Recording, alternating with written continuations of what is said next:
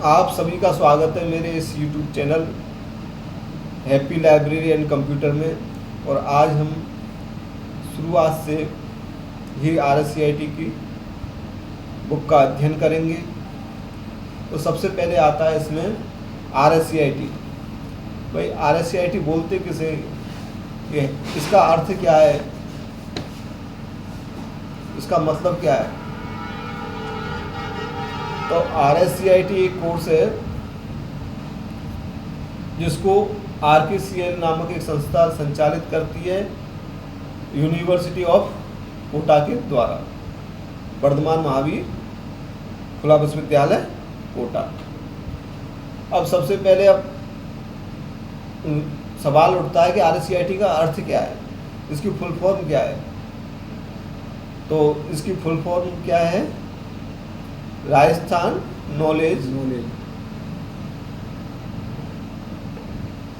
Rajasthan state certificate in information technology. ठीक है ना। इसके बाद में आता है कि इसको कौन सी संस्था चला रही है, तो इसको चला रही है RKCL। कोटा विश्वविद्यालय कोटा। RKCL एक संस्था है जिसकी फुल फॉर्म है राजस्थान नॉलेज कॉर्पोरेशन लिमिटेड। दूसरा है अपना कि इसको कौन सी यूनिवर्सिटी के द्वारा चलाया जा रहा है, तो यूनिवर्सिटी ऑफ वर्धमान महावीर खुला विश्वविद्यालय कोटा के द्वारा इसको संचालित किया जा रहा है। और ये जो है 90 दिन का कोर्स है। और इसका जो पेपर है वो 100 नंबर का होता है। 30 नंबर जो है इसके असेसमेंट के द्वारा मिलते हैं और 70 नंबर अपन को OMR शीट पर परीक्षा केंद्र पर जाकर देने पड़ते हैं। ऑनलाइन होते हैं 30 नंबर, तो इनके स्टूडेंट को करना पड़ता है उनको। और जो है 30 नंबर की अपन की लिखित परीक्षा केंद्र पर होती है। वो 70 नंबर का पेपर होता है और जो है उसको अपन परीक्षा केंद्र पर जाके देते हैं। कुल उसमें 35 क्वेश्चन आते हैं। कुल उसमें 35 क्वेश्चन आते हैं, जिनमें से 14 क्वेश्चन सही होने चाहिए और 28 नंबर अपन को पास होने के लिए अनिवार्य है। और जो अपने ऑनलाइन टेस्ट हैं उनमें 12 नंबर, 30 नंबर में से 12 नंबर आना अनिवार्य है, तब आप RSCIT उत्तीर्ण कर सकते हैं। 1 घंटे का पेपर होता है और OMR शीट पर पेपर होता है इसका। ठीक है ना।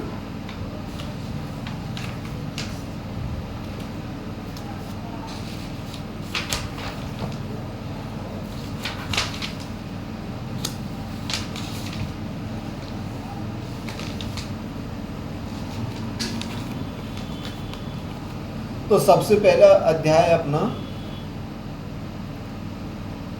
कंप्यूटर से परिचय। सबसे पहले परिचय होना जरूरी है। जब तक परिचय नहीं है, जब तक अपन कोई मतलब भी नहीं, हम किसी से परिचित ही नहीं हो, तो आगे बातचीत कैसे चलेगी। तो सबसे पहले कंप्यूटर से परिचय। तो कंप्यूटर से परिचय में आता है कि कंप्यूटर एक मशीन है। क्या है? मशीन जो हमारे जीवन के सभी कार्यों में उपयोगी है। कोई भी कार्य करेंगे तो उसके लिए कंप्यूटर आज अपने जीवन का एक अभिन्न अंग बन चुका है। प्रत्येक कार्य किससे हो रहा है? कंप्यूटर से। कोई भी कार्य देखो, हर क्षेत्र में हर समय अपन को किसी से बात करनी है तो कंप्यूटर चाहिए। आज का जीवन बिना कंप्यूटर के शून्य है।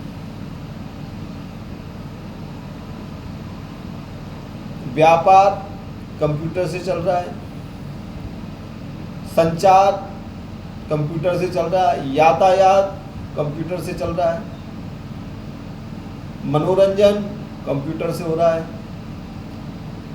हॉस्पिटल में इलाज कंप्यूटर के माध्यम से हो रहा है, आदमी की जांच कंप्यूटर के द्वारा हो रही है। तो कंप्यूटर अपने जीवन का एक अभिन्न अंग है। जैसे आदमी को और चीज जरूरत है, ऐसे ही कंप्यूटर की जरूरत है।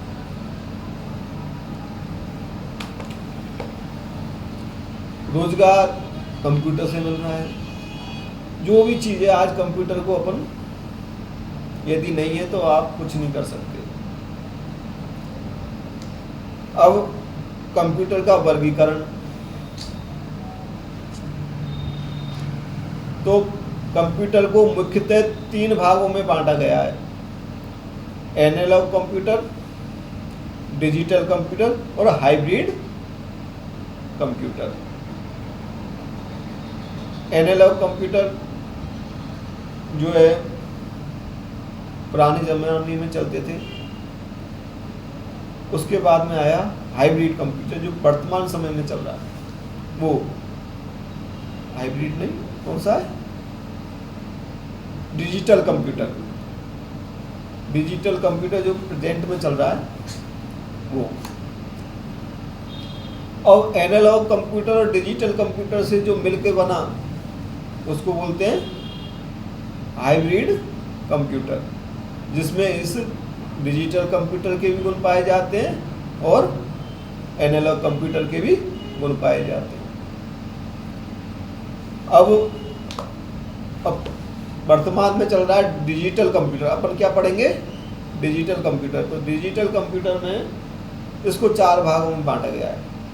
कितने भागों में, डिजिटल कंप्यूटर को 4 भागों में वर्गीकृत किया गया है। किसके आधार पर, उसके आकार के आधार पर, उसकी भंडारण क्षमता के आधार पर और उसकी कार्य प्रणाली के आधार पर उसको 4 भागों में बांटा गया है। सबसे पहला जो आता है वो आता है अपन का माइक्रो कंप्यूटर। उसके बाद में आता है मिनी कंप्यूटर और उसके बाद में आता है अपना मेन फ्रेम कंप्यूटर। और जो सबसे बड़ा और सबसे शक्तिशाली जो कंप्यूटर है वो है सुपर कंप्यूटर।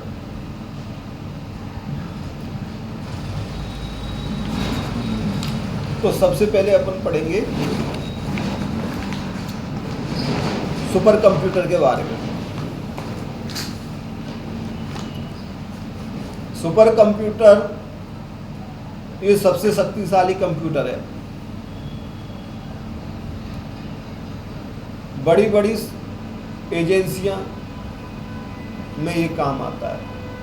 इसकी भंडारण क्षमता बहुत ज़्यादा होती है, स्टोरेज, और बड़े बड़े अनुसंधान, बड़े बड़े कार्यों में इसका उपयोग होता है और इसकी कीमत बहुत ज़्यादा होती है। ये बहुत कीमती होते हैं और बहुत शक्तिशाली होते हैं।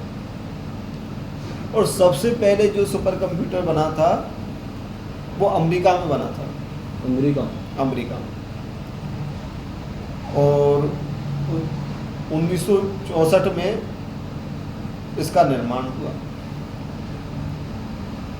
और जिसका नाम था CDC 6600। क्या नाम था, CDC 6600। तो ये सवाल आता है कि भाई सबसे पहले जो है सुपर कंप्यूटर कहाँ बना, अमेरिका 1964। उसका क्या नाम था, सुपर कंप्यूटर, उसका नाम था CDC 6600। CDC 6600 अमेरिका ने सबसे पहले निर्माण किया। अब भारत का जो सुपर कंप्यूटर है उसका नाम था परम सुपर कंप्यूटर। क्या नाम है, परम सुपर कंप्यूटर। अब सुपर कंप्यूटर का उपयोग, इसका उपयोग किस में होता है सुपर कंप्यूटर का, तो इसका उपयोग होता है मौसम की भविष्यवाणी। मौसम की भविष्यवाणी पूर्व में ही अपने को पता लग जाता है कि तूफान आने वाला है, उसकी गति ये है। बताते हैं ना समाचारों में कि भाई इतनी तीव्र गति से बंगाल की खाड़ी में तूफान आ रहा है, तो उसकी गति को किससे मापा जाता है? कंप्यूटर से। कोई आदमी तो मापने नहीं जा रहा उसको, तो सुपर कंप्यूटर से उसकी गति को सैटेलाइट के द्वारा मापा जाता है। बरसात आने वाली है, इतने बजे आएगी, तो किसके माध्यम से पता लग रहा है? सुपर कंप्यूटर के माध्यम से। बदल छाए हुए हैं, बदल छाए हुए, फलानी जगह पे बरसात होने वाली है, तो अब इससे अपने को मालूम लग जाता है भाई बरसात होने वाली है, टाइम से घर पहुँचें या अपना सुरक्षा करें। आज टेम्परेचर इतना रहने की अनुमान है, पहले से इसका पता लग जाता है कि भाई टेम्परेचर कितना है, कल कितना टेम्परेचर रहेगा, पूर्वानुमान दे देते हैं ना अखबार में कि अगले 4 दिनों तक गर्म हवा चलने की संभावना है। क्या कह देते हैं? गर्म हवा, लू लगने की संभावना है, इतने डिग्री तापमान बढ़ेगा, इतना डिग्री, जब कल से तापमान में गिरावट हो जाएगी। तो ये सब भविष्यवाणी किसके द्वारा होती है? कंप्यूटर द्वारा। मौसम की भविष्यवाणी जो करते हैं वो किसके माध्यम से होती है? कंप्यूटर द्वारा। भूकंप आ रहा है कहीं पे, तो उसकी केंद्र को मापा जा रहा है कि कौन सी जगह पे है उसका केंद्र, कितनी गहराई में, तो उसका अनुमान भी अपन को, या सुनामी आ रही है या सुनामी आ रही है, तो सुनामी का मालूम किससे लगेगा? सुपर कंप्यूटर से। किसी जगह मिसाइल हमला करना है, किसी जगह मिसाइल से हमला करना है, कहीं पर परमाणु बम पटकना है किसी को, किसी देश को, तो उसको किससे संचालित किया जाएगा? कंप्यूटर से। कंप्यूटर के द्वारा। कोई खोज करनी है समुद्र के अंदर, बड़े बड़े अनुसंधान करने हैं, किसी का मतलब लंबे समय की गणना करनी है, तो कंप्यूटर के द्वारा अपन कर सकते हैं। सुपर कंप्यूटर किस जगह काम आता है? बड़ी बड़ी एजेंसी जैसे अमेरिका की नासा, भारत की इसरो, ये बड़ी बड़ी अनुसंधान कंपनियां, बड़े बड़े अनुसंधानों में काम में लिया जाता है। जैसे अब यहाँ से अपने को कोई यान भेजना है, कहाँ पर? चंद्रमा पर, तो उसको नियंत्रित किससे किया जाएगा? सुपर कंप्यूटर के माध्यम से।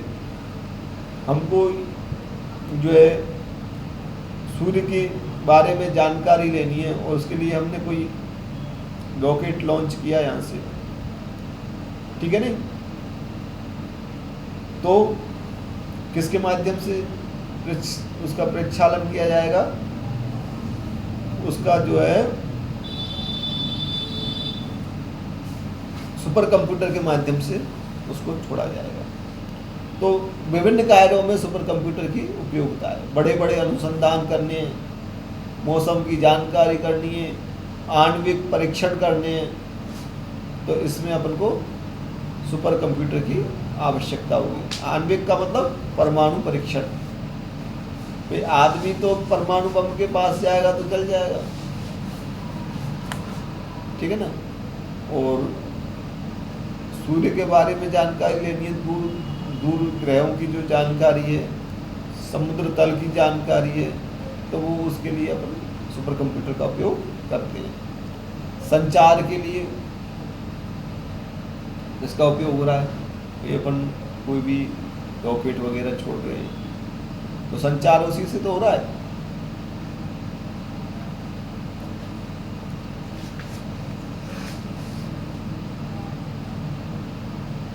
तो कुछ सुपर कंप्यूटर है। IBMS सिक्योर यूज के कंप्यूटर, परम सुपर कंप्यूटर।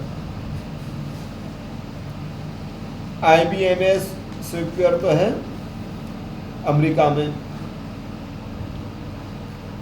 और यूसी ये कंप्यूटर है जापान का, और परम सुपर कंप्यूटर है भारत का। ठीक है ना, ये और नए कंप्यूटर का निर्माण हुआ है। ऐसे ही प्रत्येक देश के अपने अपने सुपर कंप्यूटर हैं। इनकी लागत बहुत होती है, बहुत कीमती होते हैं। अब इसके बाद में आता है उनका main frame computer. Main frame computer super computer से छोटे होते हैं। चला मुझे ऐसी पड़ा हुआ लगा था।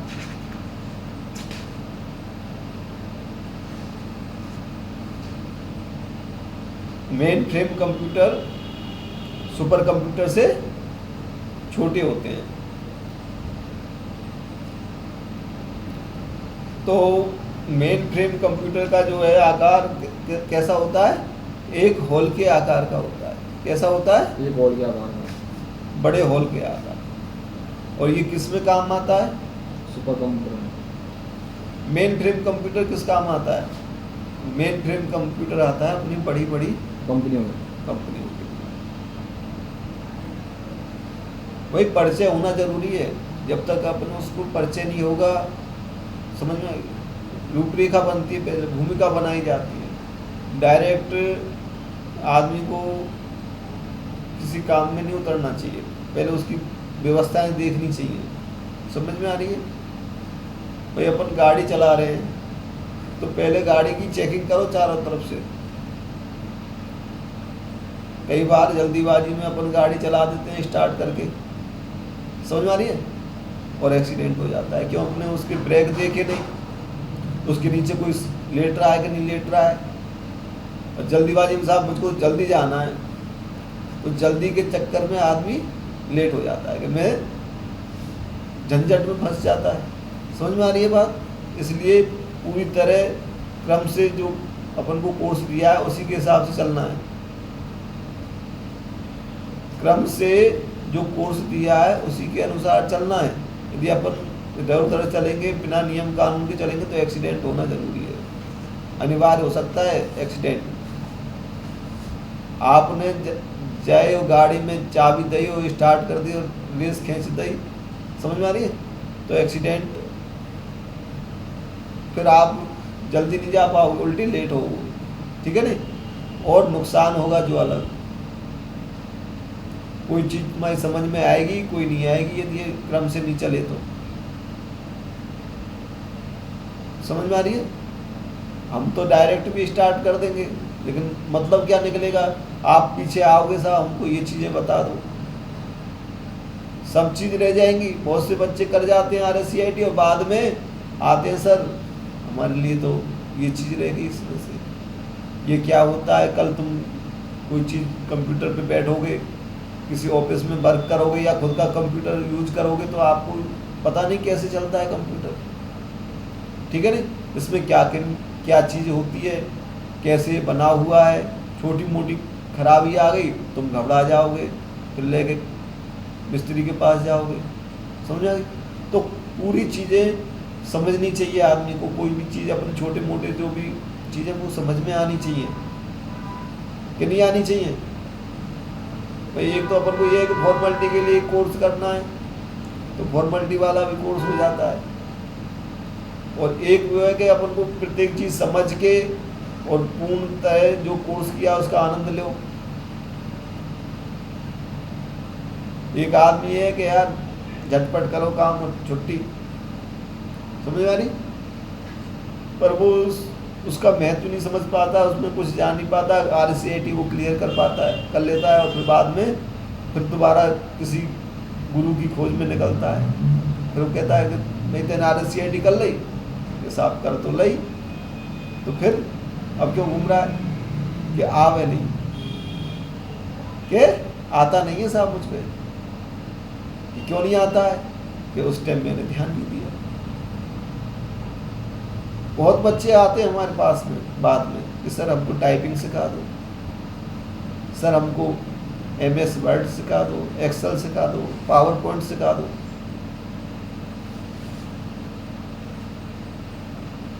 कंप्यूटर साहब खराब हो गया मेरा, समझ में आ गई, उसको यूज कैसे करते हैं। भाई प्रत्येक चीज़ सिखानी पड़ेगी कि नहीं, कि डायरेक्ट ड्राइवर की सीट पे बैठा के आदमी को धक्का दे दो, गाड़ी में नुकसान होगा। भाई तुम यदि कंप्यूटर को नहीं जानोगे तो गलत तरीका से कंप्यूटर को चलाओगे और फिर वो उसमें गड़बड़ी पैदा हो जाएगी, आपको भी समय लगेगा और पैसा भी लगेगा कंप्यूटर। इसलिए क्रम से सीखना चाहिए। कोई आपत्ति भैया? नहीं है सर टाइम हो जी की क्लास में हो 90 दिन का कोर्स है, समझ में आ रही?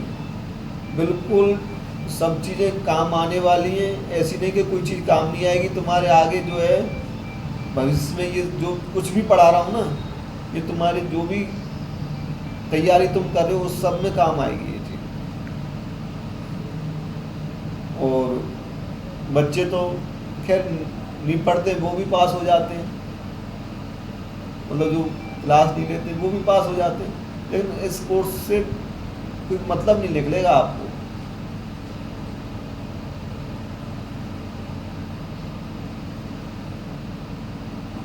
ये हिंदी के लोग हैं